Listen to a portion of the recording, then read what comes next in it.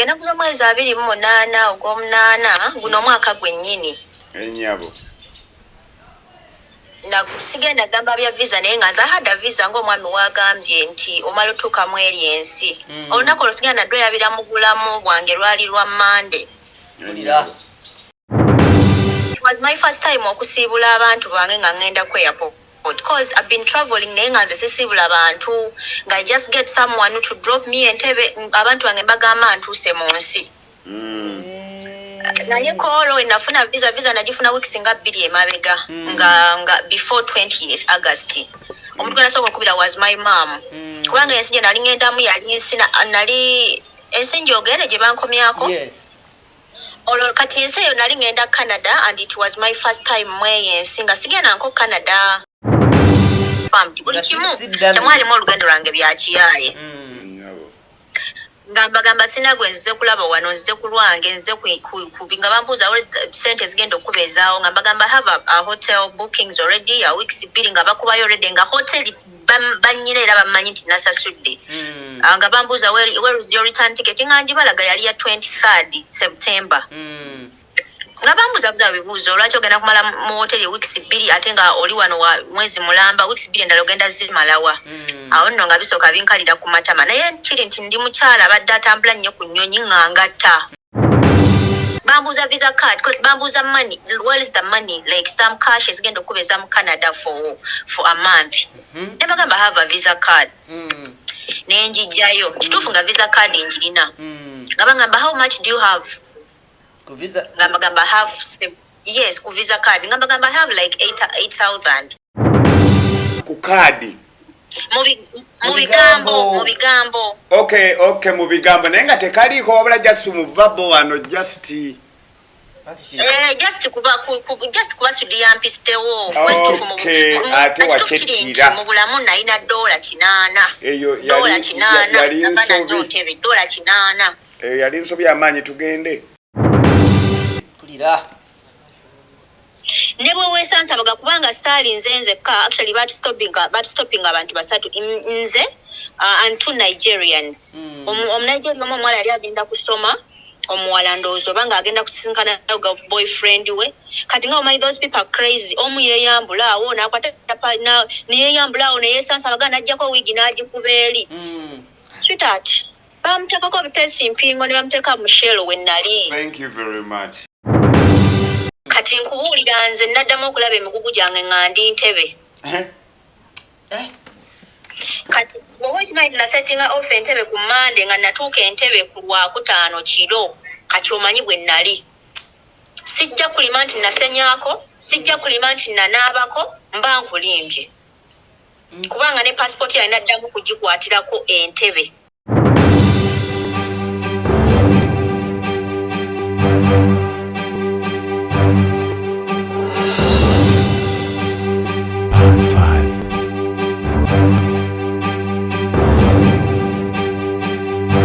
Muna Uganda wangalira mu diaspora, America, Canada, UK, Australia ne Germany. Ng'okyakola emirimu 2 okweyimirizaawo. Okola akaseera kawanvu, okola ku weekend, okola ne ku nnaku enkulu. Tolina kadde n'akamu okunyumyamu ne famire yo yadde okukiringa nabo. Omukisa guno nkwanjulira enkola ey'okukolera ku mutimbagano online business. Kolera awakaawo oba mu kifo kyonna kye weegomba mu nsi yonna. Awo nno ofuna akaseera n'abantu bo ng'eno bw'oyoola omudidi ng'okolera ku mutimbagano. Tekikwetaagisa bukugu bwonna. Abakuyambako weebali okuyisa mu mitendera gyonna. Okumanya okukolera ku mutimbagano yita ku www.d-flax.com oba tukubire ku +1 925 214 kolera ku mutimbagano ne babinojjo bakwebuuzeeko.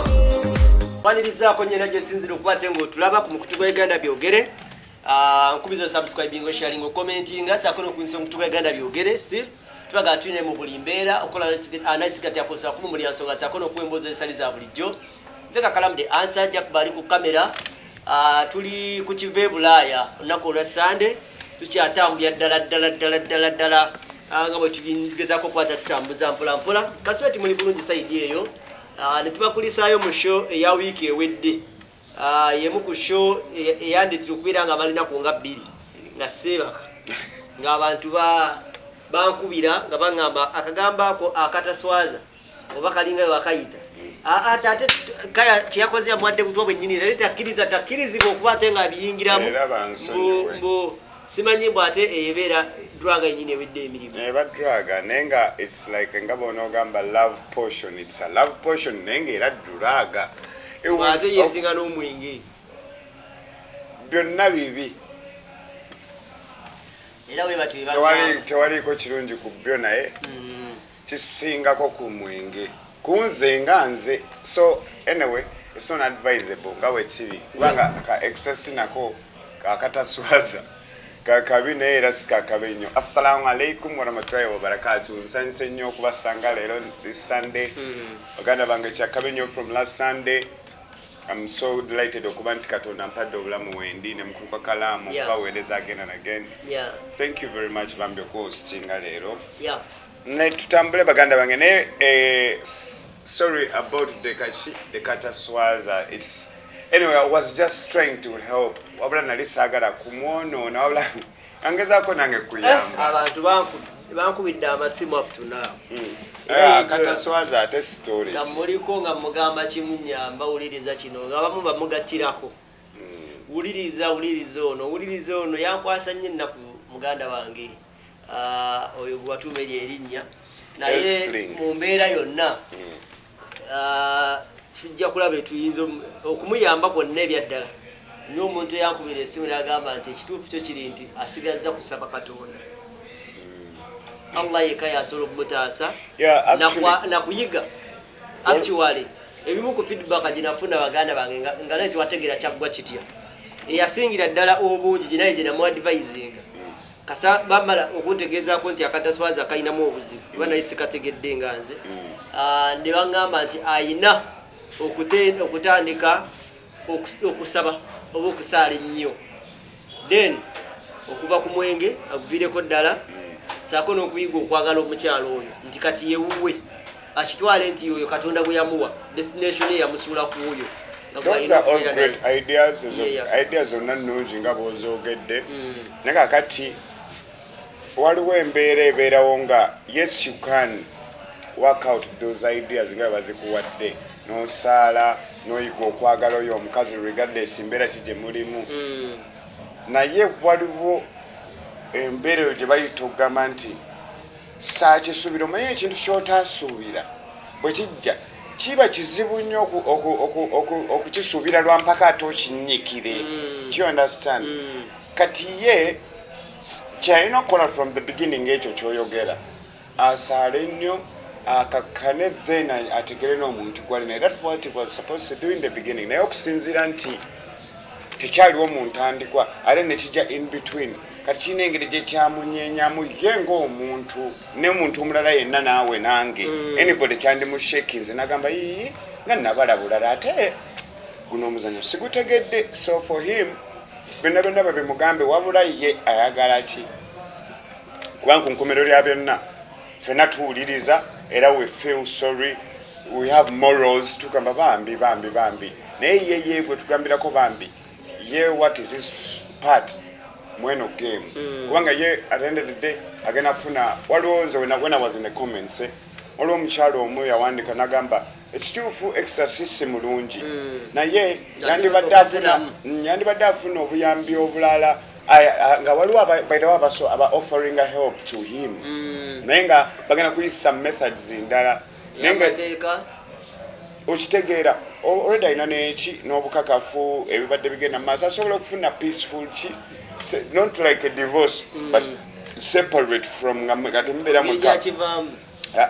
like singeri gyakivaamu ng'akisigaddemu wabula nga takyakabalasanyizibwa bw'atyo wabula nga kyasobola okukola nti asobola okufuna like ab'amateeka ne basooka babagamba nti for now tebajja bayita b'amateeka as in such naye bana psychiatrists bana abakola ku bantu abalina embeera etategerekeka naye nga oba onywa nnyo omwenge oba okola nnyo sex kugamba babatuuze ye bamwogeze n'omwami bamwogeze kati bafunewo that mutual understanding nti bannange situganye ono musajja ate alina okukola these services naye services zakola ate tezirina kuba za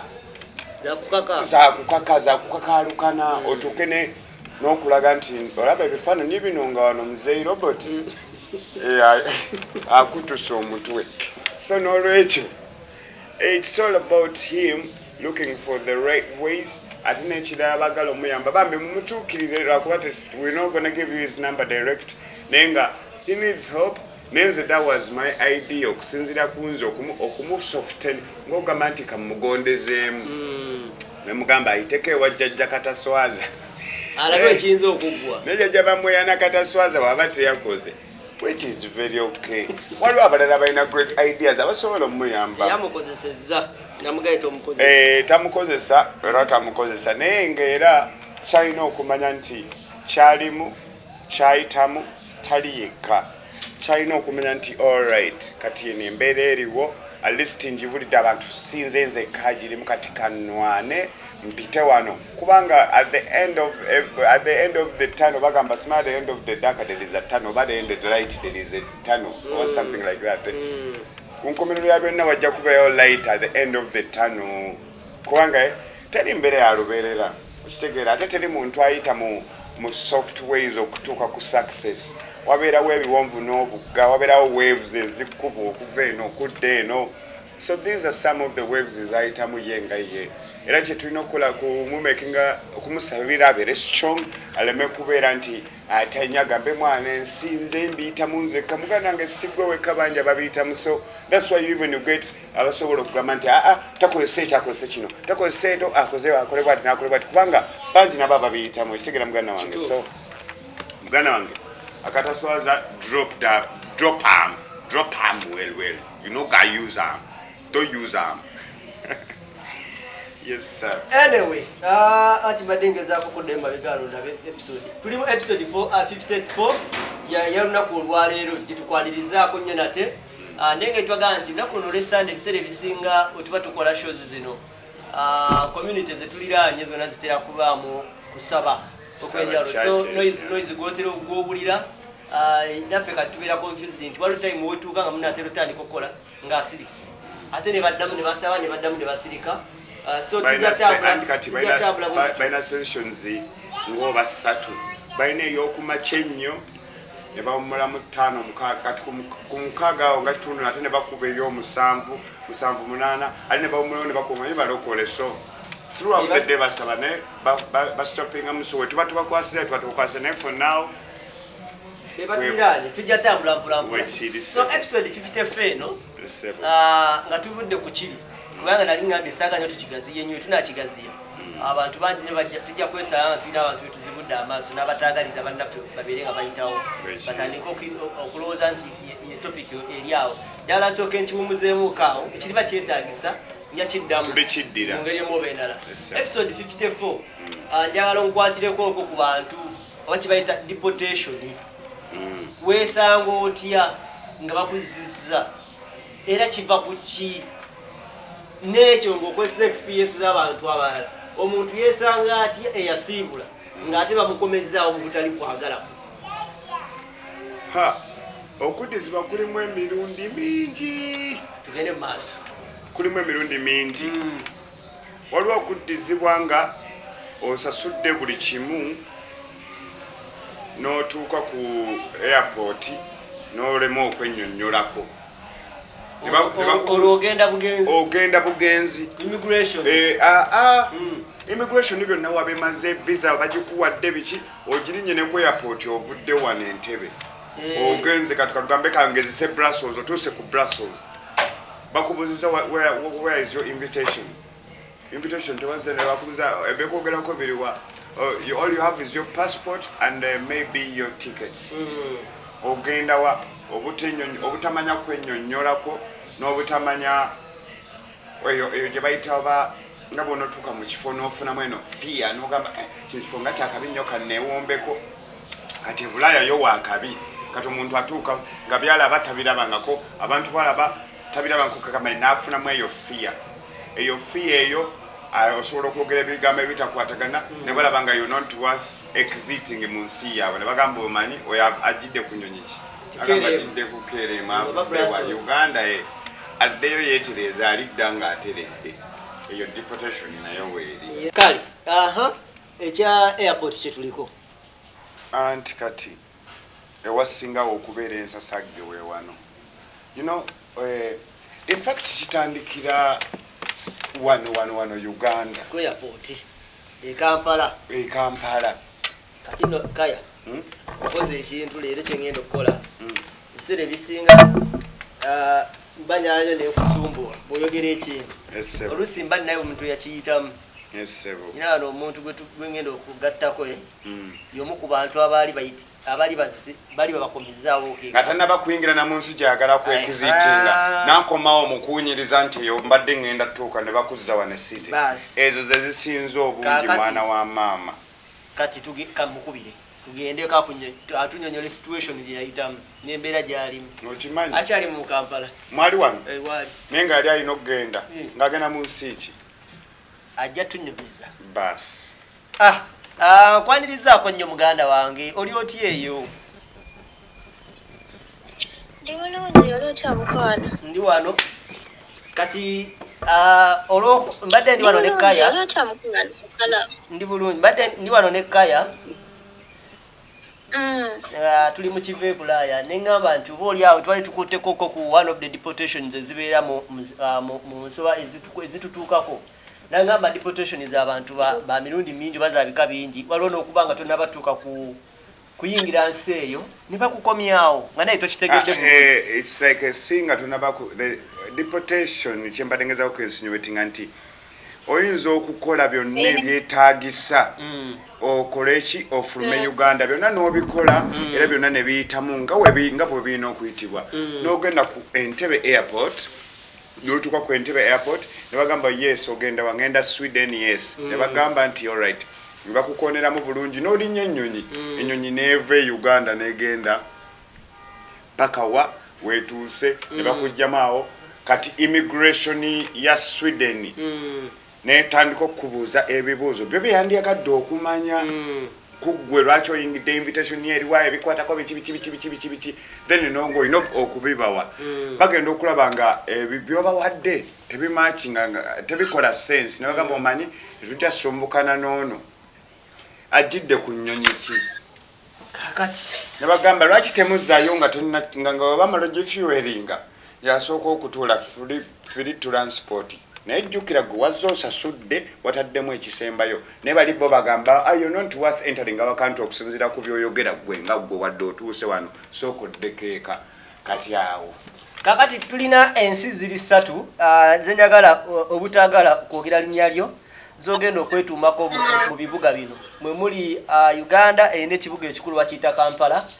Tulina Kenya erina ekibuga ekikulu bakiyita Nairobi ne tubeera ne Tanzania erina ekibuga ekikulu bakiyita Dar es Salaam. Ogenda kwetuuma linnya ki oba kibuga kimu mu mboozi yaffe eno?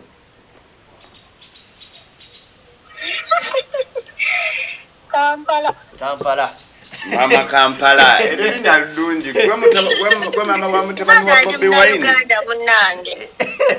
Tukwanirizaako nnyo kati twagala otuyiseemuuko mu lugendo lwe lwatandika e Kampala. Byowulira nga twandyetaaze kubyogerako osobola okubirumaaluma oba noyita omusajja oyo oba nokiyita omukyalo oyo ne tugenda mu maaso n'emboozi. Emboozi yo mpanvu nyinza obutabiruma na kubirumaaluma naye nja birumaalumamu kubanga byali biwanvu. Tugende mu maaso. Genda ku mwezi 28 ogw'omunaana guno omwaka gwennyini. Ennyabo sigenda gamba bya visa naye nga nze hada visa ng'omwami wagambye nti omala otuukamu eri ensi. Olunaku olwo sigenda nadweyabira mu bulamu bwange lwali lwa Monday. And it was my first time okusiibula abantu bange nga ngenda ku airport because I've been traveling naye nga nze sisiibula bantu nga I just get someone to drop me Entebbe abantu bange mbagamba ntuuse mu nsi. Naye kolo enafuna visa nagifuna weeks nga 2 emabega nga before 20th August. Omuntu gwe nasooka okubira was my mom. Kubanga ensi gye nali ngendamu yali nali ensi njogere gye bankomyako. Yes. Jogere mukwano. Olo kati ensi eyo nali ngenda Canada and it was my first time mweyensi nga sigenda nko Canada nga mbeera mu Europe Asia countries zino ensi za Arab countries naye kolo nali ngenda Canada nga nkulira mama nga mugamba ngenda 20th nga ngamba nga ngamba Kampala ofunye ticket nga mugamba a ticket nsonga nafu nnyo nze ensi ticket gye njagala gye ngenda okugula kasita 28th I've confirmed the date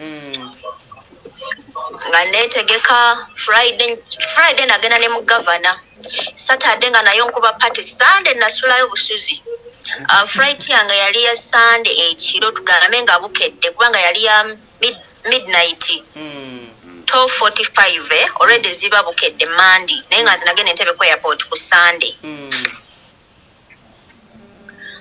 nga ntuuka abaana b'Entebbe abo bammanyi nga twogera awo oyinza obutadda ngamba nkomawo shomani abaana b'Entebbe abo bamusaba nga mubalaga tiketi yange njirina visa yange njirina myaka 2 miramba yellow book njirina PCR covid baleme kwekwasa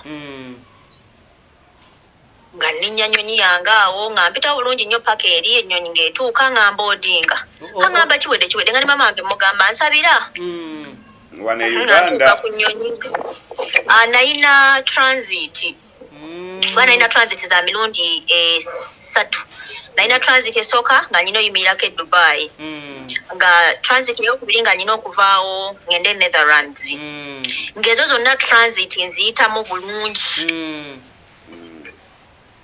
paka mu Canada sijja kwerabira natuuka olunaku lwali lwakubiri nga bukedde olwokubiri ku kyawa nga 11:45 ng'ennaku z'omwezi 3 hi obamanyi enzungu zaabwe hi good morning welcome nze nasooka mline ko since I had a long flight kati nali nkoye nagamba ennyonyi bweti bwe yavaamu nakozesanga zino lift zino ezitambulamu abaali batambuddeko KAKALAAMU nkimanyi obeera nnyo ku airport ezo lift ezibeera wansi ezitambula omwaka gukatonangira nnyo ajja kubiyiga mmatuwe abimanyi wadde Dubai yavaamu n'akantu k'ennyonyi naye abimanyi ajja biyiga nalinga wakuna ku bantu abaasooka ddala ku immigration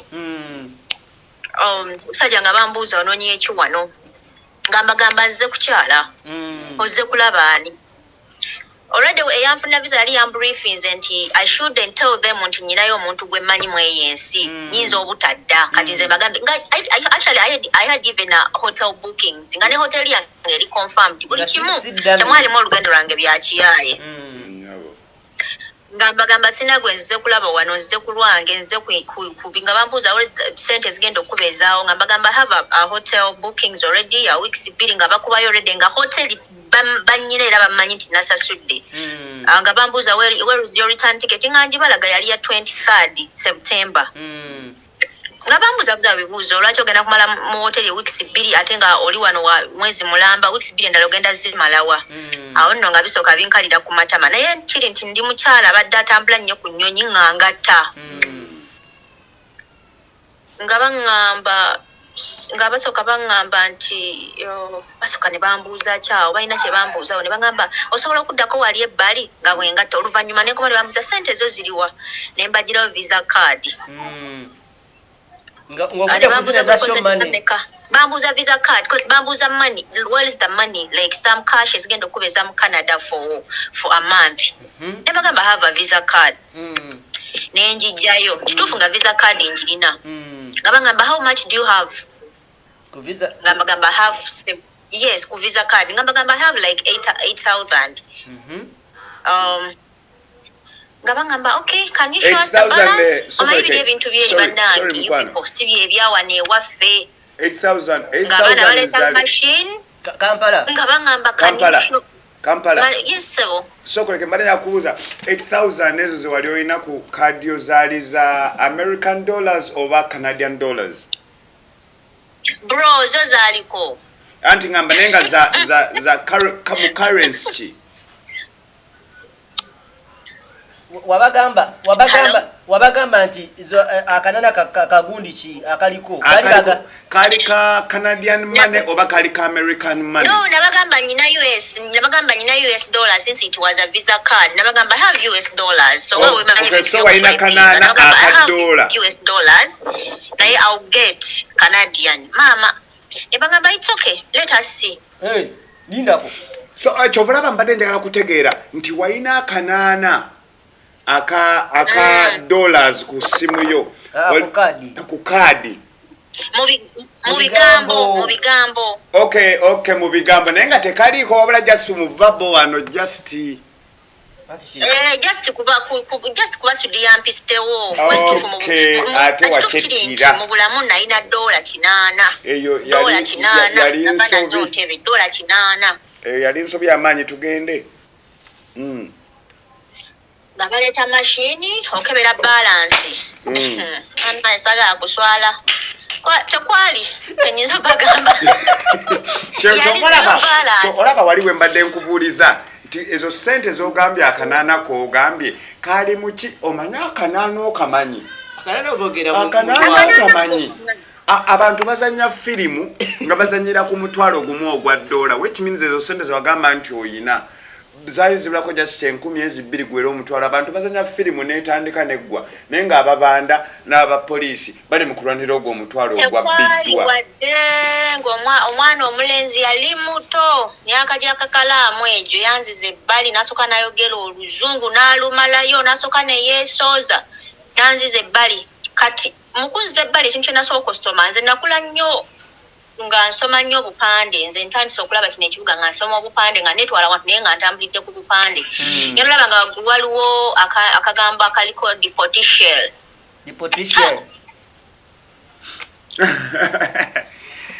olwo bambuuza byokola mpulizi yomaani nfunya omusajja w'amawulire mwesibyeko bambuuza buli kimu bakimbuuza ne banteeka mu deportation aliko obuko obw'ennyonyi nentuula nebatwala all my documents tebalinga kyebandekera it is a national ID eyawane waka national ID Kampala. They took each and everything. They took my, thank God I had a return ticket and my return ticket was open and confirmed. It wasn't a dummy. Yes, some of the travelers bakola tebaita dummy ticket. Kwegamba buli kimu kye walina ng'oggyeko sente obutaba ku kaadi byonna byali bituufu.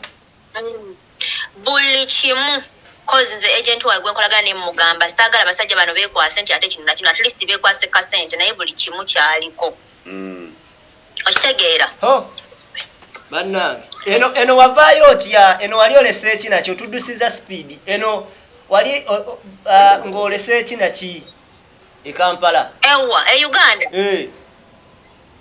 nali mpeddeyo Kakalamu nali mpeddeyo ate nze atalinayo omusajja nali mpeddeyo nga n'omuzigo gwe nali mbeeramu gwonna nguvuddemu ng'ebintu mbitunze ebirala obigabye nga namotoka ke nali ntambuliramu nkatunze nembeera nga ina national ID ne yellow book yokka let alone those after 4 hours ne baŋŋamba ogenda kudda ku nnyonyi you going back to your country olwo baleese n'abantu bano abakansolinga baleeta different people nga boogera nange lwaki omusajja aganya okuwa stamp what was the problem nze nno nga n'ebyokwogera sikyayina ne bampa caayi awo njagadde okwekubya zi pressure bayisa ambulance ngenze nfunye first aid buli kimu bakikola to make sure I'm fine and I'm ready for the next flight back to wherever you came from. Oh no. Those people were ready. Actually, when I returned to Kampala and Entebbe, I have my friends there. Abakola kunyonje naliko. Bangamba katika tukubulire mama Kampala era singa tewabadde na return ticket babadde bagenda kukomyawo fe tubali tugenda kuganira wano ku detainingira wano ku airport. You call your family balete sente za tiketi yaffe. But thank God I had a return ticket. Tusoka tuddeyo eri banange tuddeyo speed nene actually tuina bingi kati tutuuka wano kati sokoleke wane wasinga okubeewa kulu kati gwe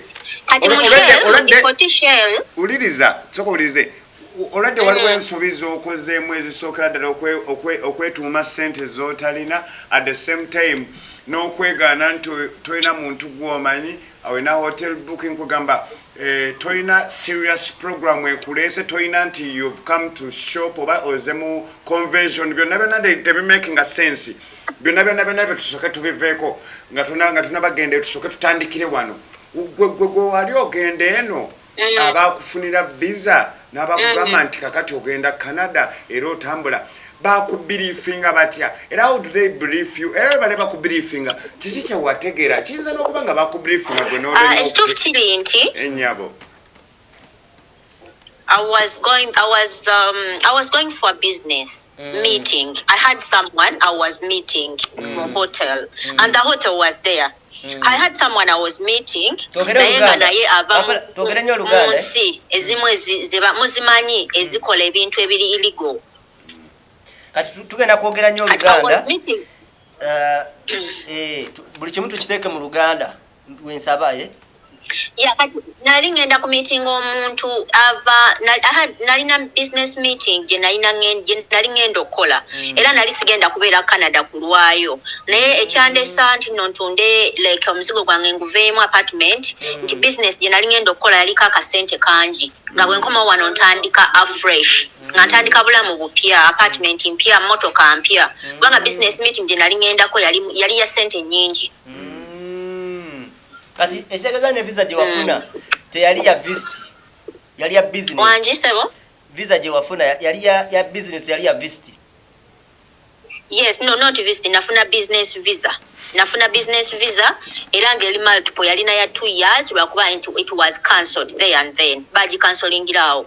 Alright, kati fumi chembozi kati wawano wembadde njagala okutegeerera ddala wasinga okubeera wakulu kubanga gwe ogenda okukola ki okukuzza okukujja ku airport okuzza belief eyo gye bayita engeri gye bakubiriifi gye bakola bata briefing gye bakunnyonnyola engeri gye bakunnyonnyolamu nga abakufunira eyo visa n'eyo game gy'oli ogenda okumaliriza eyo business kugamba watu bale bakunnyonnyola bati omanyi munange ebino ebintu the thing is like ensobi already kati mugana nkubuulire inze nayiga ensobi era sirigiddamu eyo ensobi mu bulamu bwange nti ndi muntu manyi ndi mugezi. That is the fact. Nze manyi ndi mugezi. Omuntu anfunira visa atandika okufunira visa 2015 paka leero yanfunira visa zange era nga togwangako mu mbi era sigwangako mumbi era tewali we yali ambriefinzeeko era n'obuviza bwona badde abunkolera nga sigendayo nti simanya fingerprints maaso eyo yokka ye visa gye nasooka ogendako ku fingerprints biki ebyo kubanga Canadian visa yokka naye buno obusigadde muwabuwi documents nansindikira ku simu nangamba gun print it if it is nga ya passport ne muwa passport yange ne bateekamu nonayo obunonyi kati nze nali mmanyi byebino byengenda like tewali kya yam briefing oyo omwana bambi tewali kya yam briefing nange nali setaaga just wagenda mugenda ina asigale bali mu parking nangamba yingira ono nayo bakuwadde nona yakataboko nenyingira nenonayo passport yange nga visa mweri ya myaka 2 nenkomawo mu motoka era yeyanvugana ntwale ewaka nambuza kati we nayo traveling nemugamba 28th kankubira omwana ntiremu ticket nangamba n'omulimu gwa ticket gumpeera go nengumuwa ayogera atambira ku nnyonyi ki nemugamba njagala KLML nagibooking. So setaga nali mmanyi anyway nze oba sefuula ndi mukazi mugezi just ekyo kyaliwo kati okyogedde kitegedde bulungi strike wali already toli so new to traveling ebintu obimanyi nga mu ndowoozayo omanyi nti kijja kubeera the same as bw'obadde okikola in different other countries nti teweetaga any briefing. Exactly. Nali setaga any nti nno biki tuku briefing ogenda kola boti omu Canada ogenda mugamba boti. Nali ekituufu kiri nti nanyooma ensi gye ŋŋendamu. Naye nga tonaba ginyoma waliwo ensi gye wali ogenzeemu esinga eyo ng'eyo gye wagenzeeyo nga tonaba ginyoma waliwo gye wali ogenzeeko esinga eyo. Nina gye nakoze ki? Nga before you nga tonaba kunyoma Canada zin kuginyoma nogamba bajja kumbuuza nga bire birala waliwo ensi yali simira nga Canada kweyo wali wagenze nga bono gamba nti ogambe baddeko mu Asia baddeko mu Arabu ne waliwo nga like that western world baddeko nga bono gamba mbaddeko eno kati abo bajja kuba actually the same nga bali bennyini tebajja kumbuuza bingi nnyo ngate n'ekirala nga nawe bagita batya traveling history nga naye eraga eri solid kugamba nga nabyo omanyi biyinza okugattako byonna byonna. Is that what you thought oba walina endowooza y'endala?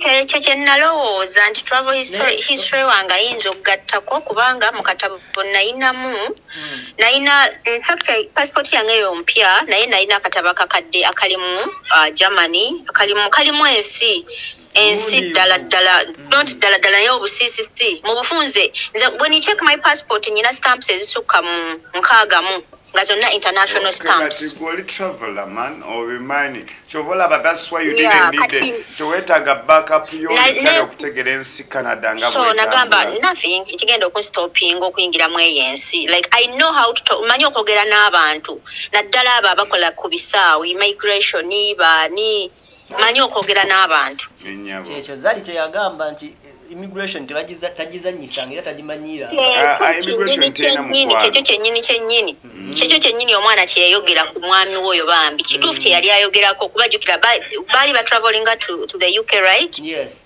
Kakati ate n'ekirala kyoyogedde okimanyi nti ekintu ekyo kituufu bantu bangi nnyo ababeera n'ensi ezimu nga bazifunye naye nga tebazinyooma olaba nze kakalamu waabwe nze okutandika okukakasa nti UK y'amaanyi nga balinyi baŋŋaanye okuyingira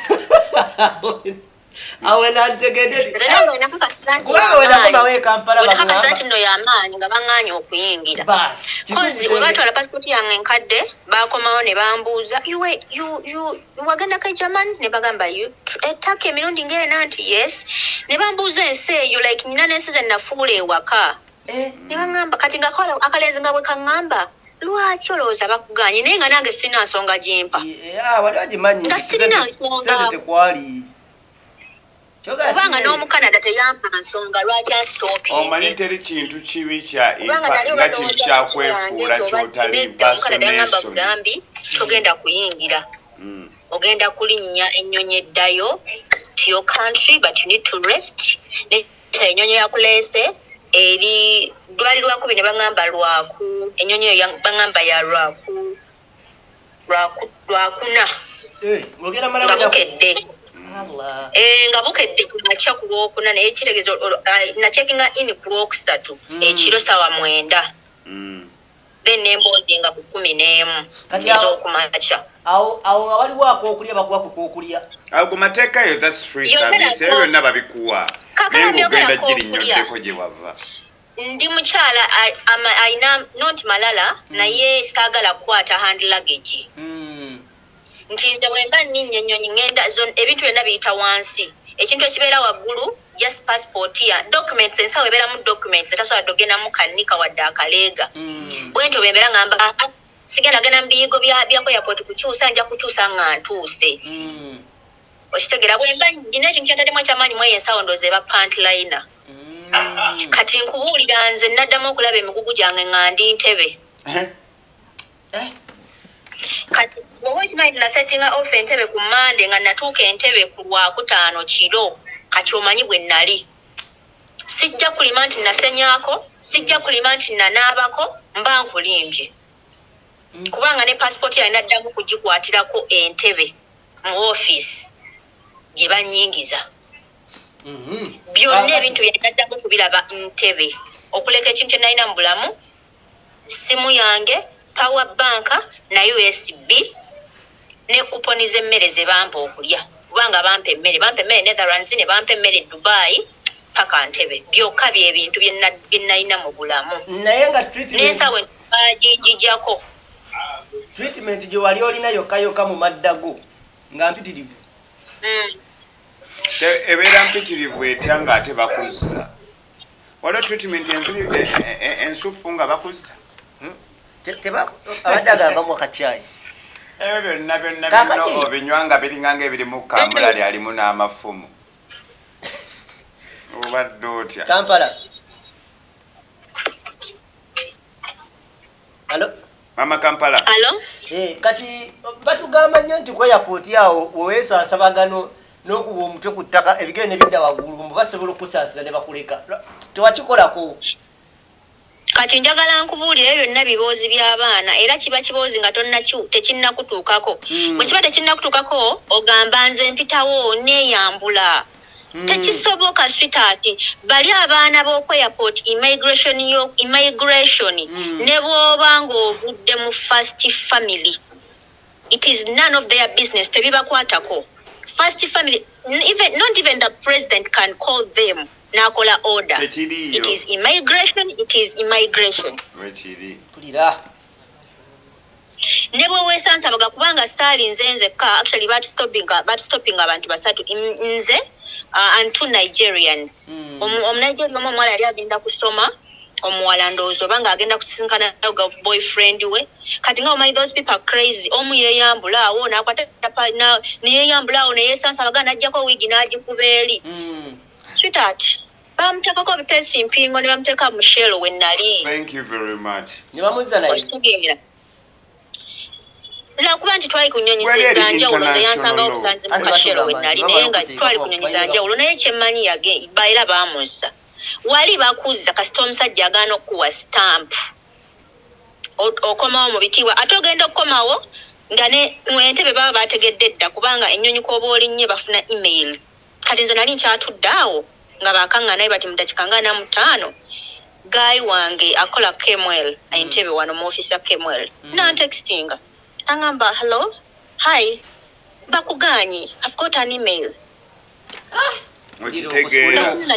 international buli wamu baba balina communicating it's nangamba naye unfortunately Kemwel tagenda flying today tomorrow agenda flying on Thursday demugamba I have to wait and guess what ennaku ze namale Canada ku kisaawe saalya ku mmere tebampa ku chai natandika okulya nga ntuse mu transit Netherlands ne bampa kuponi nga yo kuponi yakutwala buli woyagala mu KFC Cafe Javazi McDonald nga woyagala naye nga nagalya nnyina tegaliiwo nali sirina era saali akondoza paka inatuka e Dubai nga ngenda kufanga nga kamunguluza tandisa okunkuba ne kati mu transit ya Dubai yali mpanvu yali is it 13 hours so I met Ugandans nasanga abana Uganda banje Dubai nenezengulu netandika okunyumya nabo how are you waliwo abasubuzi banyi nga bampa ebintu byabwe mbireeta kuba balabanga sina kyennyina nenga tebamanyi ndi ku deportation era obeera ku deportation era police ekuwerekera paka mu nnyonyi n'ebintu byo nga be babikutte mu baase banayayiro ng'eriko ekigambo dipoti bwe kiri baganda bange naye ng'ate kati basobola omusajja bamalina okuteeka ku mpingo naye affe abakazi I think nga bomanyi bannakazadde b'eggwanga batuleka nze bamperekeranga paka mu nnyonyi nedda nnyabo tusigamba nti olw'okuba nnakazadde b'eggwanga tebakuteekako mpingu nedda the reason why tebakuteekako mpingu wali teweekyanga wali cooperative nga what they tell you you follow kagamba nga tulaga kwekyanga otherwise singa olega okwekyanga nawe sebo nnakazadde b'eggwanga bakuteekako nabo kyebangambanga kyenkola saddamu nakubabuuza lwaki baŋŋanje kubanga nsi yaabwe mateeka gaabwe tulaba oli omu Nigeria yefulambu yeyambula bamuterawo empingo sebafa ku bya nnakazadde wabula engeri gye weeyisa nabo n'okuwulirizako kasita obeera soft they will be soft wobeera rough they will be rough kubanga they are the authorities ekyo kyolina okitegera naye nga bambi bazannya bulungi naye Mama Kampala wangisebo bwe bakwata akuuma ne bakebera ne bakateekamu wali eri ku immigration ye Canada nga tekuli ssente wazannyawo otya awo kati awo webandisa machine ne bangamba nga ne bambuza nga tekuli ssente ne bankwasa police awo nno nali manyi bansiba ne bankwasa police nesooka nenzigyayo mu kasenge ne basooka ne balowooza nti no ndabika ndi muyaga ndi drug dealer kati ne basooka ne bantwala mu kasenge ne banneekebejja baali bamanyi nnamize yes kubanga eyabikira mu lubuto essaawa singa ziwera 48 eyabika kyobulaba tebamuwa mmere yes Not because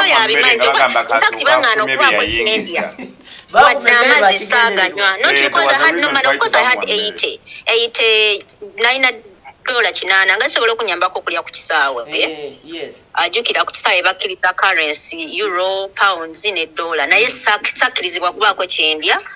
Ne banneekebejja ne banteeka ebyuma mu lubuto ne banteeka ebyuma mu mutwe ebyuma buli kimu paka ebandaba nga ndi innocent. Gwe obadde omanyi byangu ati olugendo lwa siryerabira nnaku ezo siryerabira olwo lunaku mu bulamu bwange paka nakati mbeeraawo neŋŋamba oba kiddaddamu nekintuukako. In fact kati mwezi mulamba sikigenda nawera myezi tambula ndimu natyaye nagwamu ensisi n'ekikangabwa. Tugende mpola so kati ebakuma emmere wotayabika Amsterdam nebakukkiriza Amsterdam nebakukkiriza n'olya.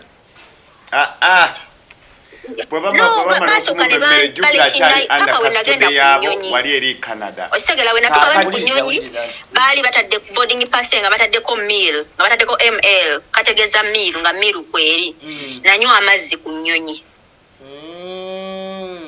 Baali bamaze okunfaminga nti sirina kyennyina naye nanywa amazzi ku nnyonyi nga nakaboardinga bwe nti nali mpulira kamunguluze n'empita omukyala bano abakikolamu ne bagamba nsaba ku mazzi ne bagamba era basookako ebera gundi yange boarding pass yange oba kuliko meal ne bampa amazzi paka Netherlands natuukawo nga ngonze nga mpondoose. Waliwo ekintu kyokkiriza n'ogamba kati ekiriwo kyekino kubanga era ne boofiirwa tosola ku malaalo n'ogamba kati ekiriwo kyekino nnyina okulya kasita nzira waka. Kati oleba kugamba oleba kubuuza business gyogenda okukola abagamba ki? Sabagamba bambuuza basooka ne bamuza lwaki ejjidde ku business visa ate otugamba ogenda kukola ki kulambula ozidde like visit. Eno nga bwenseka nga bwendi mu kuseka kati omune ngamba omu Canada I applied for a visit visa ne baginnyima. Yensobola kinasazo wongende ne business visa. Okitegeera ne bamuza are you serious? No, I'm very serious. Ne bagamba ani yafunidde visa ne babuuza eri valid oba teri. Is it fake? Nanyenya bwati n'omutwe n'aseka. Kati onategeera nti n'obusajja bumbaanize mu nsi yaayo bwanzijjako amaaso fingerprints n'engalo zange zonna. Era eyo sisala. Eyo sisala bwanzijjako fingerprints zonna n'engalo n'amaaso kati awo babikugirako ng'oyingira we kanditeeddemu stamp.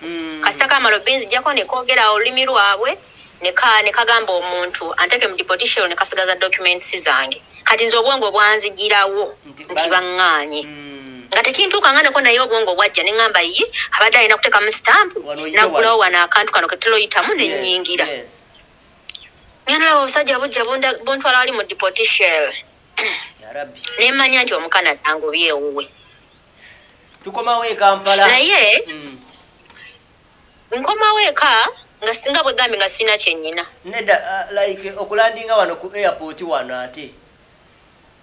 Nga sirina era kyennyina. All my documents nga bakyazirina. Bazikwasa abakola mu nnyonyi.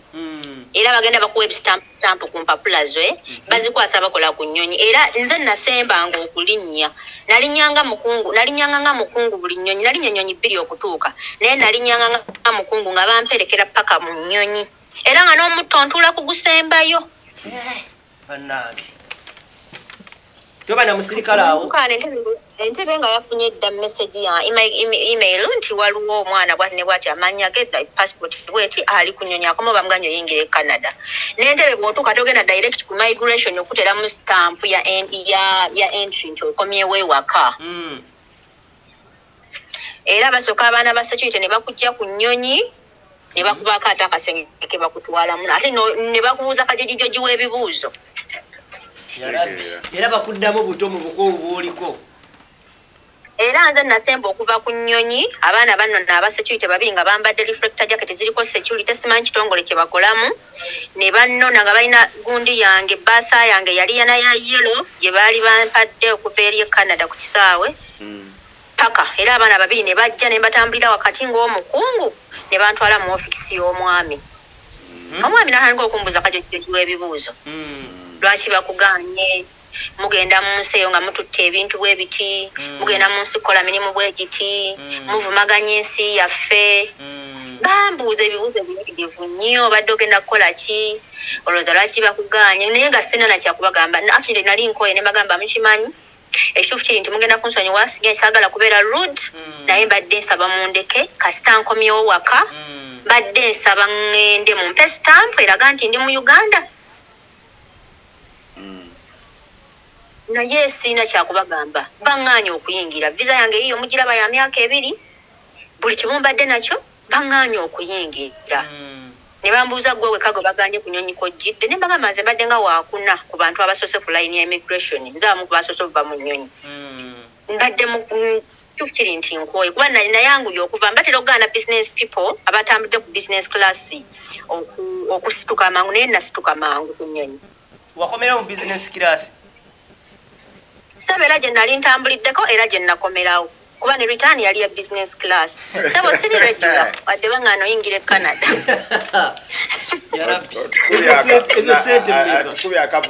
listen to me tekirungi kyaba abantu nti engeri gye weereeteddemu engeri gye bakuzzamu kubanga already yalina return ticket yali yabigula wabula nze kyengenda okubuuza mwanyinaze like that's why we tutuula wano tetuzza wano kukinyumi kuwuliriza mboozi yo kugisekerako wabula tuwuliriza emboozi yo okugiyigirako n'omuntu ali eri agambe bannange ekyo kisoboka wabula these are the things lwaki tukola this kind of emboozi bwe ziti netutegeera nti ani agenda okufunamu era agenda kifunamu wabula nze kyembadde njagala okubuuza gwe nga wowulidde ebyoyogedde byewayitamu ne bye byakuyisaamu kintu kikyosobola okugamba ba viewers nobagamba bannange sokoleke wala kyenjagala lindako kamalirize kyosobola okugamba n'ogamba nti bannange byonna nga mubikola ng'oyagala okutambula nti ogenda anywhere please manya ebyoyina okwogera ne woyina okubyogerera n'engeri gyolina okwefuula kyoli nekyotena kyoli like for example gwe nga gwe yakiyitamu gwosobola okinyonyola omuntu nakitegeera nze sikimanyi n'abalala abakiyitamu abatakina bakiyitamu tebakimanyi naye kati nga gwe right now as kati nga gwe bw'otuusaawo byonna byolabyeko wawe otuuke n'ogamba naye bannange byonna mubikole naye mujjukire okwogera byolina okwogera kyovula bannakubuuziza nti oli yakufunira visa yakubriefinga n'ogamba tambriefinga kubanga already yali yankulira ddala ng'era yankulira ddadda nga tambriefinga so you did need to get briefed kati awo kiriwo ekiti ekibuuzo sisooka okitereke tujja kimaliriza tuva ku sheni nga tunatera mumalirize ekikulu mu byonna kiriwo ekiti bw'ovaako yapooti nga vudde mu ofiisi y'omukulu ey'entebe jjukira watugambye nti ene waka waleka n'omuzigo oguvuddemu buli kimu okyejjeeko oddawa era ovaawo otyawo nagenda ku migration obumanyi bw'ova ku ofiisi era bakuwerekera paka wali ne bakuwa stampu abakyala b'entebe bambi waliwo omukyala eyankolako sigenda mumwogera naye nga yalina ekisa yatunula mu katabo kange n'akaaba nangamba lwaki bakuganye all the money z'otaddemu ne mugamba it is okay home is the best nanteramu stampu nali nakigambye muntu n'omu gwe nti nno nkomawo nti no baba nkomezaawo no naye nga simanyi we ngenda kutandikira naye omulenzi oyo akola ku kisaawe mu ofiisi ya Kemwell nali nkolaganye naye ebbanga ddene nga ntambulira nnyo ku nnyonyi yaabwe alina akamotoka yafuluma baali tebalina ennyonyi eyo ennyonyi gye yali endeese ng'egenda kubeerawo paka ku makya kati yali tagenda kukola ku nnyonyi eyo ng'eddako okugenda nangamba itoke mumukampala ngenda kuvugako I drop you home naye I drop you home where samugamba nti oba biki nemugamba it is okay nefuluma kati emigugu gyange nenjifuna nensoka nengenda mu kigo nenaaba n'enviri nezinaabamu nali nasibye obuswayiri zonna nezinaabamu nabeera mu kigo oba for over 45 minutes naye nga mbuuza ki ekiddako siina gwe naagambye nti ndi Uganda kyokka bamanyi wagenze nze nali neteddemu akasente ke Canada era kyammalako ndoza byonna byammalako ndoza millions nga 42 byonna kati nga ndi wansi sirina musajja kati bwe nava mu kigo okunaaba neneetereza nensoka netunuulira ensawo zange mwalimu amatoke nga gayengedde nesoka negateka mu kasasiro mwalimu ekyennyanja nga kyavunze nesoka nenkiteka mu kasasiro ng'engoye ezimu zavunze ebyennyanja nazo neziyiwa mu kasasiro kati neŋŋamba waki way forward kyekiddako omuvubuka oyo akolako yapooti oyo n'ajja naŋŋamba ng'oluddeeyo ne mugamba maliriza nentuula mu mmotoka netugenda najja mmotoka mu paakingi y'ekisaawe netuvuga mpola tutuuka awo ng'embeera munyonyo yali amanyi gyembeera tuba natutuuka ku geti kwe nabadde embeera ne mugamba mbadde nsaba sooka agendako mulungu mulungu olwo wanyakaana osoboka ne kwali mu paakingi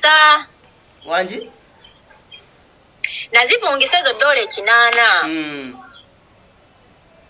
kati nensoka nenfuna bwemitwalo nga 20 awo mu 3 oba bampa 22 ndi muntu atayagala kuswala ntya nnyo okuswala bwe twali tutuuka mu kitoola Entebbe ne muwa eky'ekkumi ayiwemu amafuta kyokka olina 22 ne baaba osobola nale muweebiri ne mugamba lasa nange nina ebizikukwati ekyebiri yongereza akoze totandika kyendya nengenda emulungo ne bampa akabero ka 4 naye nga nako sigenda kukalya just oyagala kulaga nti yenze nali njagala kulaga nti ndi mugumu naye nga wayiise dda ku mutima nenvaayo nemugamba ekituufu kiri okimanyi nti sitambudde naye abewaka tebannamanya kati mbadde nsaba kufuna ku woteeri wano sooke mpummulemu obuzaabuza enfa yange nga ye tamanyi tino n'ewaka nagenda ebintu mbitunze mu kusonda akasente ke Canada nenyingira hoteeri eri awo ku Salama Road nenyingira hoteeri naye mugati nga hoteeri ya 800 buli lunaku naye nga nina 700 mu bulamu gyosigaza naye nga simanyi kiddako nga the only thing I had mu bulamu bwange ngenaku z'omwezi ndooza ezo zaali enaku z'omwezi 1 ogw'omwenda yali simu yange n'ebintu byange ebyo n'engoye zaali mbale n'ebintu ebikalukalu nayinayo ebikalukalu mu kyalo wa mama wange ebitya naye nga sikyayinza bijjayo biri eyo mu maka ga mama wange nembeerawo nebweki akabero nako ne kafa nga nkalaba olunaku ne lukya kyokka nga gwokawodalize bannanga okamanya akabero ng'ate nkaguze ku kyena pulira eza hoteeri nga sizirina ate nentandika osaba bbiya ku hoteeri awo ng'ate bamutunda 55 era ecupa ze nasooka otumyako olwo zaali ecupa 5 naye baaba onkubi akavulu gwosi ono naali solidi ekijja kijje watikameyo olaba banzigyera e Canada kati kikyakyaza kembikola ekijja kijje amma obadde okyalumpa nali nfiiriddwa miliyoni almost 47 akamotoka tekaliiwo sirina musajja agenda kuŋŋumya sirina wadde omufalisa e Kampala kati ne bbiya agaane engamba kristi naaleka essimu eno wano naye ekyobugaga kye nalina passport ate nga nyina eno empya eno empya eriko si ziri eza blue eziriko zino empya eziriko East African obugambo obutono kati ate nkola sinsobi naye olwo nkyegumya ngamba abe airport nvudde Bulaaya sirina currency zammwe mumpe buli kyenjagala ngenda fuluma ngende nvungise sente nga mmaze okkakkana biru waliwo biru yawerako ne ku mitwalo 25 naye nga mwendi naso nabiri ku hoteri ennaku 3 era kino ngenda kiyisaawo wadde nti nno tuli kumpewo wa ngenda kwebaza abantu abambeerawo omwaka akaseera ng'asookera ddala oyo omulenzi Kakalaamu bambi gwe Kakalaamu mukama akikubalire gwe Kakalaamu olemedde ku lujja naye omwaka ogujja njagala oveeko gwe tomanyi saala zenkusabira bwema nkusabira nkaaba negayira mu kisenge nentekako kando nenkusabira nenkaaba nga tomanyi kindi ku mutima tomanyi enayo nemboozi nandigimiza nga nkaaba naye gwe muganda njagala nkubuli Kakalaamu yakaaba amaziga nga nze sikaabye oyo omulenzi Kakalamu mumanyi alimu baby. Naye gwe mumanyi. Mumanyi bambi namulabira no kuyisima Kakalamu yakugga mu ddakiika aliawasa kangane biro ye yagisasula. Bambi. Kakalamu wampole ebbanja bro. Nsi weetyo munnange. Yo. Obadde nyabo obadde ojja tugamba mbu waliwo abantu boyagala okwebazanga ne Kakalamu yasooka. Abantu ekitokera ddala nasaba nnyo ate nga ne mukusabira yali Kakalamu yali akikulemberamu. Yangamba tusabe kigenda kuggwa. Twasabanga namukubiranga amasimu ngambera mugamba tukoze tutya kyekiddako biro eweze ngenda kufa nangamba atosobola kufa tugenda kiyitamu. Chabeerawo siza kyerabira but I'm healed nawona. Kiringa ekyali nawo nazeemu ne mood ze zitambula nenziramu I applied a visa ate nga nayo yansi nnene nayo nenjifuna.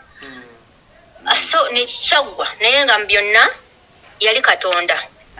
I want to save family people over family members because nze tewalina wa family yakimanyako. Era nakati bakimanyi not even my mom nti nakimugamba because she's a single mother who lost dad last year. Akyalina obunyike bw'omusajja. Nange kati ono awoza tata we yakafa ali mukabira ssente okitegeera abazadde bwe batyo. Mu bufunze nakiyitamu nze ne Katonda wange. Mama Kampala. And few people inze Katonda wange Kakalamu and two friends of mine. Mama Kampala. Wanjise. Era kugamba ekintu kimu nga nona awulira. Olunaku nze lwenakusinkana. Ojjukira olunaku olwo lwe twesanga ku papazi. Lunaku lwennyini jjajja tero yatufanako. May he so rest in peace. Ono lwe namusinkana yatuula waggulu eri yatuula eri wansi nga ffe tulina waggulu ku papazi ne Keizi. Nalimba wa Spice Diana. N'agamba Keizi nali simumanyi. N'agamba Keizi n'agamba Kakalamu mugamba ali kyonna kyayagala. N'endya n'abisasula ono.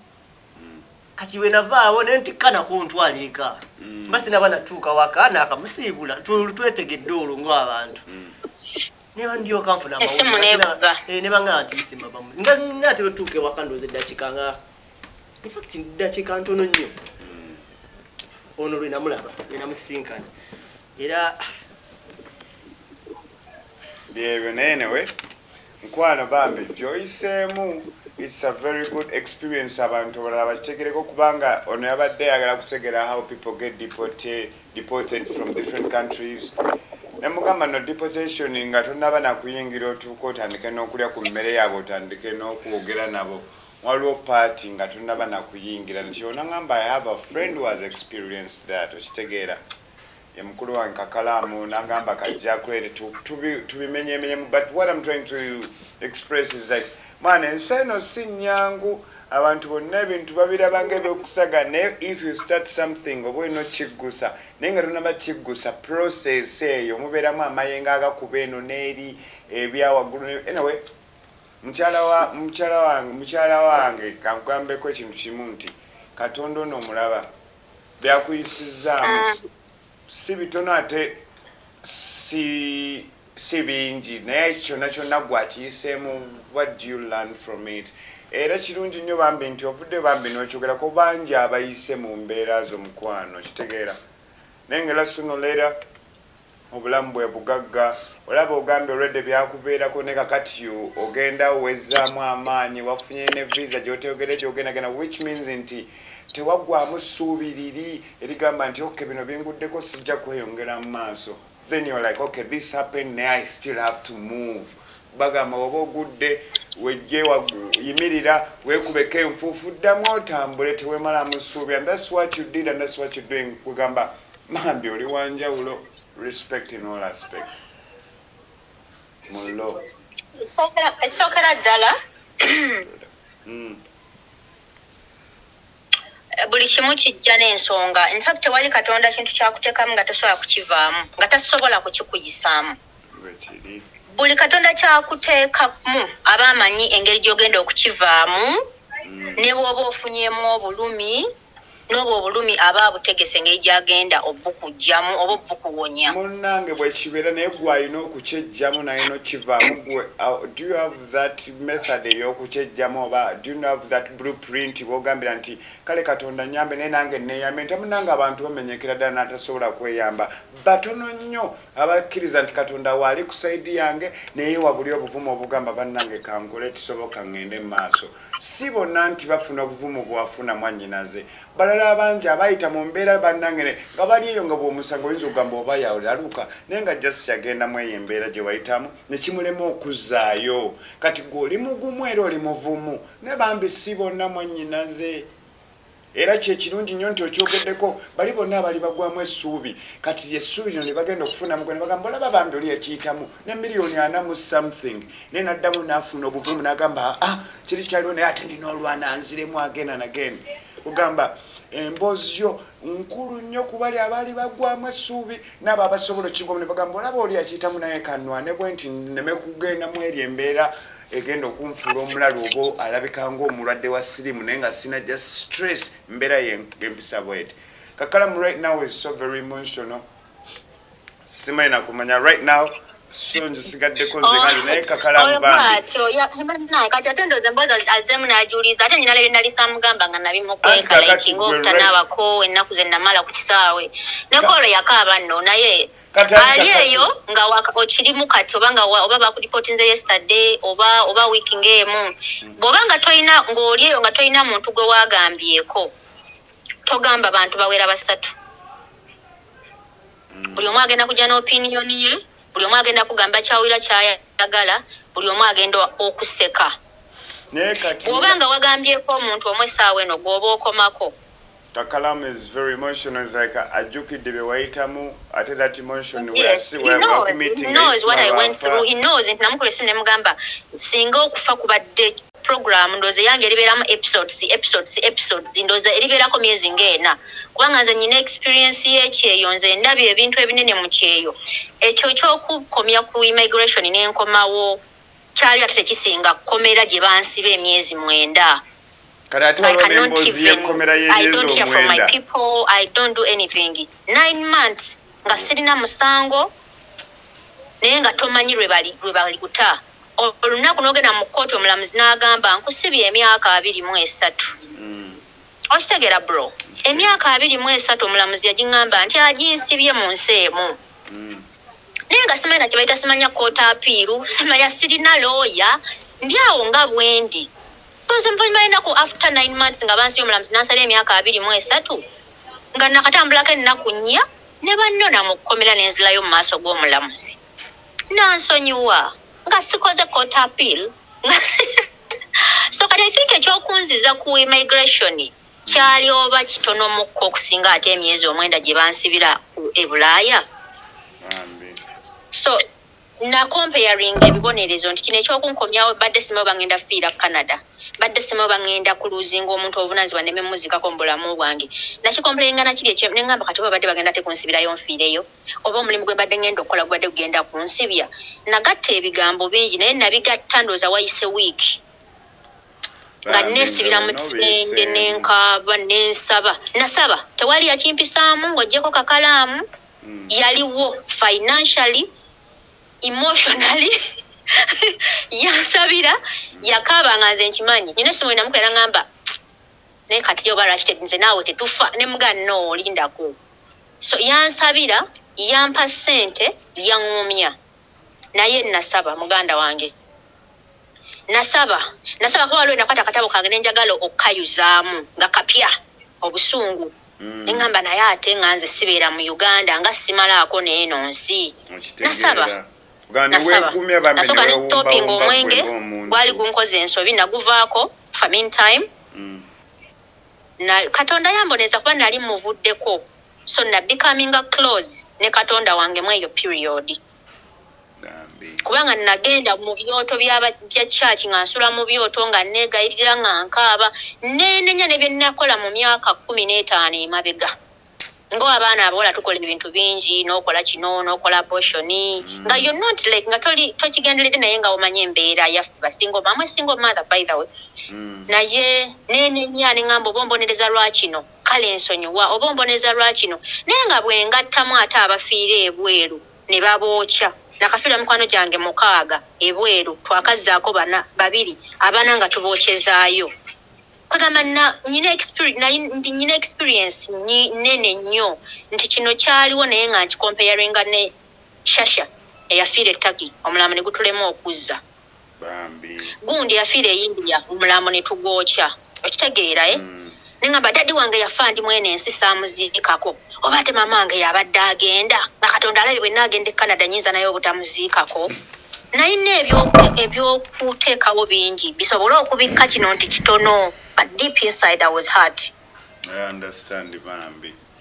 Yes. Naye naleetanga kino ne kibikka kino okufiira tata nga siriiwo ne ngamba kati mama wange ne kibikka ne ngamba ba omuyindi yansiba emyezi 9 nga siina musango just kunsanga nga ntambula ekiro emyezi 9 nembeera nga siina looya nga sirina simu nga soogera na family yange ne ngamba kati singa balinza okuba balengera Canada wenfiire Canada family yange sookomyawo omulambo e Uganda nti nedda ne ngamba nyinza okuba ngenda kufiira Uganda okitegeera mbitegeera Bambi kugamba ng'ebirowoozo bigenda biri up and down nga ndaba waliwo ebinene ebikisinga naye waliwo gwe kigenda okugwako bago kyali kiguddeko nga kyekisoose saba tewali sanyu ne bw'onogamba nti ogende webale ne bawo mu kifuba bawo byagenda okugamba genda kuba tebigatta ku kiri saba weesibire mu kisenge ekyo oba okirina saba kati nze nasaba ennaku ezasooka nga mbeera na mu hoteri ng'oba wakafukamirawo saba ne bakonkona nga baagala ssente imagine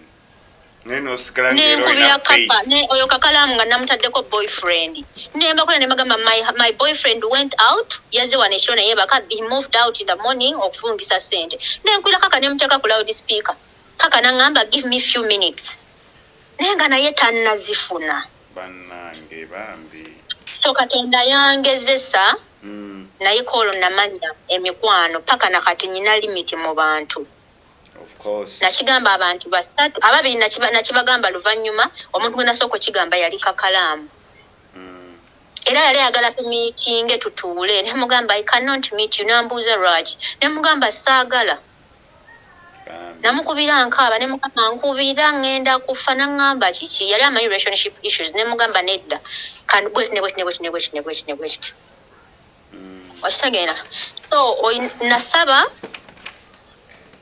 okusaba nasaba sijja kulimba nasaba kyenyinza okugamba kyantwalira ebbanga omwezi mulamba ndowooza okukyera bidda nenzirawo nenoonya ate ne visa ey'ensi endala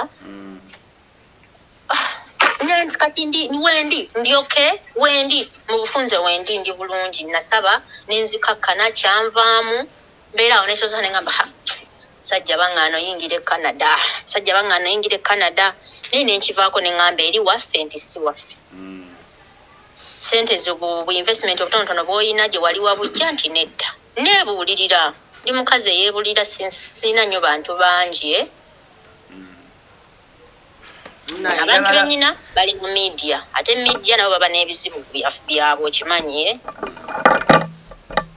nikwansolinga ng'omuntu paka lwe nakiyitamu bwentyo naye kati njagala kusiibula kuba gye tweyongera tujja maliza I'm sorry to say this naye olaba ebbanga lyonna lyobadde oyogera nga Kakalaamu asirise tinsekanako naye luli nakubanga essimu ng'ate gwa mumya munnange mukwano listen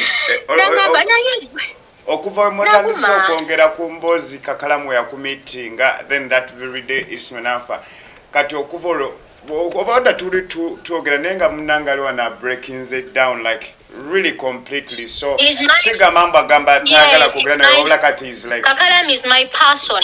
Yes, nina abantu basatu mu industry bonna basoosaako era nakabanga mugamba Kezi yakundekera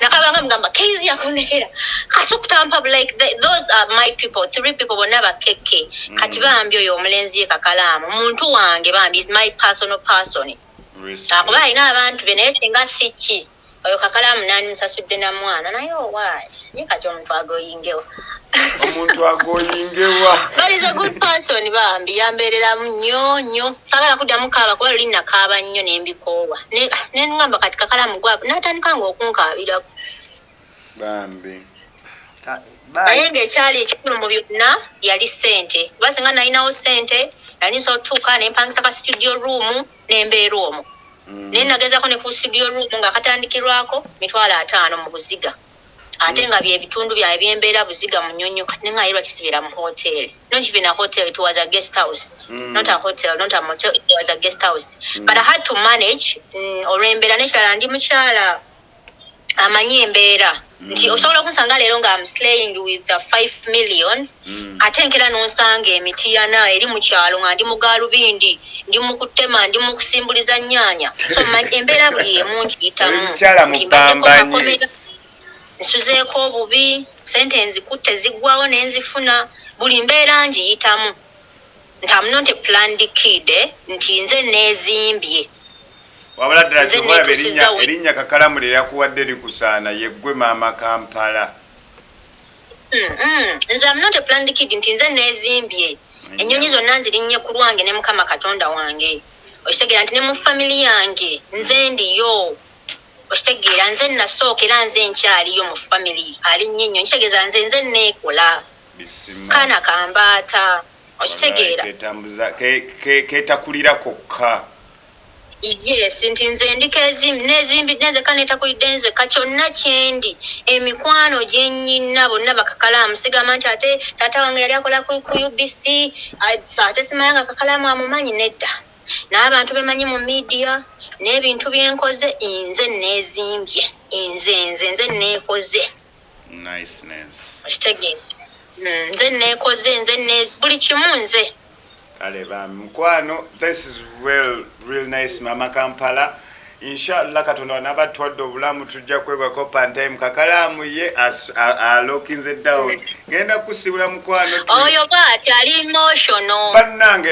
like mbera mugamba very strong yosho egenda kubeera half like a cool and calm the other one is going to be emotional because you know some dynamics zemushalinze mwine bigambe mogede kugamba for omanyika ekalamu ayina ekintu kimu gwe munyumya ekintu yaba takinyumyako ng'ekyayita kinyumya kiraba in presence kakati that presence gyabwaba obadde obinyumya kibanga ekiyawo kiri mu kwapeninga right now and one thing I know omuntu ngaali emotional aba n'omutima omulungi kakalamu has a good heart ensonga lwaki akyawangula kakalamu agenda kuwangula agenda kutambula amawanga gonna agenda kuzibwa buli kimu he has a good heart is hard working asaba kugamba he's a good person era nze ndi grateful niwe mbasimuuliza kasitanda banga ataddeyo akantu ku Saturday nembeerako nga kwali ku radio nengenda nga nyina YouTube gundi interview empya gyendaba ngamba now is doing okay okitegeera I don't care about is in Uganda as long as he's doing well. Alright. Nsobola n'omala ennaku nga 3 nga bicekinzeeko naye kasitanda banga ku social medias platforms zikonna kwali ngamanya is okay. Alright, mkwano era kakalaamu nkikumpromisinga ku ssimu obulamu bw'ensi eno ffenna nga weetulinze naawe nga tuli balamu Katonda nga ye mubeezi waffe kyenaakola naawe ojja kyewuunya mu bulamu bwo. Sima mkwano ononsonyiwa bambi ngenda kwaininga wano kusiibule kubanga nange sonji sigaddeko nze nganze we'll be talking again and again kasa we have communication kakalaamu let's talk tujja kwogera mukwano nkwagala nnyo. It's okay darling mwebale kuweereza bambi bantu. You're doing an amazing job. All right, thank you. Okay. Kale Kaya njagala kusimbulira wano baganda baffe batulaba. Sebo. Naye nina ekintu ekyala bambi ekiri mu kuntagaza kitagaza nze zekaba kitagalizaako ne muzeeyi mutabuliki muzeeyi waffe ate ndabanga yeno platform ya Ebulaya yokka gye tusobola okukoleramu ebintu byayisima abantu baleme kulowooza nti tubalemezaamu kyobulabe bwalasobola kubikola ki kubyogereramu naye I think eno ajowuninga oba waali bataliiwo kati buli bimukwatako nabyaddala nga bibeera bikwatako nga family so Emotoka ya drone ye yavaayo mu komera naye yali emaze ebbanga ddene ate bagisikasika emito wano waliriza rediyo byonna. amazima akatona mugulu njabanyumizaako ekintu kino mu ddakiika zino ezisigaddeyo kino sandize nenkibagamba trip ya Dubai eyo tubadde tugenda nali ngiplaninze nga temuze yagende kati yali agenda tuteeramu ebintu ebyo simanyi tiketi biki naafuna obuzibu kati ate ffe twali tusasudde sente zino eza actually naye sasudde zino eza visa fee ezange n'eza muzeeyi ndowooza miliyoni nga zaali 2 kati oligayi bwe yateekangamu naye visa nangamba mbuzabawunsinganga yali abitukolerako nezibawunsinganga kati nemugamba maybe osindika ezo sente ozituddize bwezituddiza zakkiri zigende zikanikemu emmotoka manye nti azirabiddeko awo so naye andireyingisa alayikalaga nti tezikola ki tekikutuka every time agamba ki ngendayo kati ngenda baddiza sente ngenda bakolera biki ngenda teekako tezigendako kati muzeeyi alina pressure emmotoka eri mugalaji bagijjeeyo bagala 1.5 m eveeyo eryoka egenda etandika okola emirimu alabirira abaana kuba alina famire isima bwewagendangayo nze nagendayo wano ngaafudde mwagendangayo buli weekend balinanga ettooke gyatwalanga sukaali so tetukyasobola bitwalayo kuba naye nina famire oba okitegeera ate era nawe ogezezzaako kubanga mbalinayo emirundi mingi ng'era oyiriba ogezezzaako muganda wo ndabanga saagala balaga nti mbasaba naye gwe oba owulira nga ekyo naye osobola kimuddiza on behalf of the show like nokimuwanga omuntu 1.5 is on pressure kati ate nange ndabanga njala kwesika wenneesise naye ndabikanga this time round kinzitoweredde kinnemeredde so obanga osobola kuba deadline gye tulina it is Monday that is tomorrow yabagambye but promising osobola promising wabanga aliwo ekikutusekitambula so yenna oba owulira nga okirina kwekyo ng'owulira tekikunyiga ennyo oba kulemeramu oba kulowooza nti kusabiriza ng'owulira okijje ku mutima tujja kuba tusiimira ddala emotoka basobola okureakinga yes nedda ku luguudo nekola kyerina okukola mu ngeri omubeera kuba kati kiki ekintu nekyasobola okubeera nga alaba nti kisobola omuweerera like okumubeezaawo nekigamba okubeezaawo obulamu ne baganda bayisima ne famire yayisima at large kikola sense anyway njagala basiibulira wano era nange kambasibwe naye nsooke nebaze abantu bange bano sabala kwebaza maama wange ne tata wange Sebagala mukulu Sebagala kwagala nnyo mukyala Jackie Mirembe ali awo New York kwagala nnyo mukama kwekyo singa okwagala embeera ze tulimu oziwulidde tuli mu kuyiiya kulaba nti bambi isima muzeeyi waafuna embeera gye yeebeezaawo ne famire ye aleme kubanga embeera emutwala bubi so assalamu alaikum warahmatullahi wabarakatuh mutubagala nnyo Kakalamu thank you for today bambi thank you bye bye